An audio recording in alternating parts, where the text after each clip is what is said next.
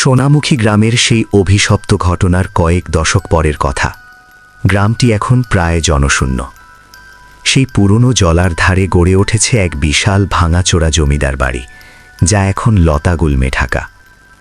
গ্রামের মানুষের বিশ্বাস, ওই বাড়ির আনাচে কানাচে এখনও ঘুরে বেড়ায় এক অতৃপ্ত আত্মা, যার ক্ষুধা মেটে না। চরিত্র পরিচয়: অনির্বাণ, একজন উচ্চাকাঙ্ক্ষী রিয়েল এস্টেট ডেভেলপার।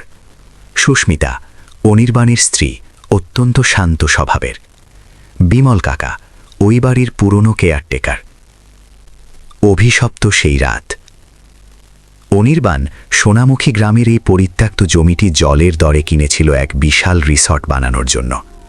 বিমল কাকা বারবার বারণ করেছিলেন, বাবা, এ মাটি রক্তের স্বাদ পেয়েছে, এখানে সুখের ঘর হবে না। অনির্বাণ কানে তোলেনি। সে রাতে বৃষ্টি নামল অঝরে। সুস্মিতাকে নিয়ে অনির্বাণ ওই পচে যাওয়া কাঠের মেঝে আর নোনা ধরা দেয়ালের মাঝেই রাত কাটানোর সিদ্ধান্ত নিল।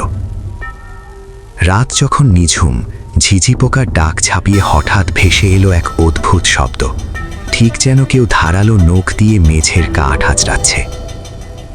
সুস্মিতা ভয়ে কুঁকড়ে গেল। অনির্বাণ, শুনছ? কে যেন কাঁদছে।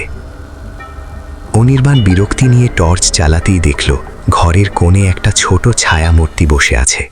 উচ্চতায় খুব বেশি হলে 3 ফুট, পরনে জীর্ণ তন্তুর মতো কিছু একটা, আর এক রাশ রুক্ষ জট পাকানো চুল মেঝেতে লুটোপুটি ছাচ্ছে।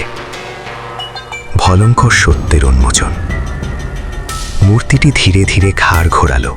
টর্চের আলোয় দেখা গেল তার চোখ দুটো আগুনের গোলার মতো জ্বলছে। কিন্তু বিভৎসতা ছিল তার মুখে। তার ঠোঁট নেই, দাঁতগুলো বাইরের দিকে বেরিয়ে আছে।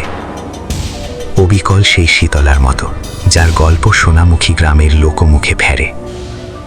কিন্তু এবার প্রেক্ষাপট ভিন্ন।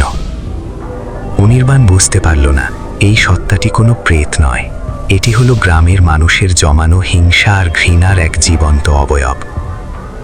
অশরীরী কণ্ঠে সেই মূর্তিটি বলে উঠল,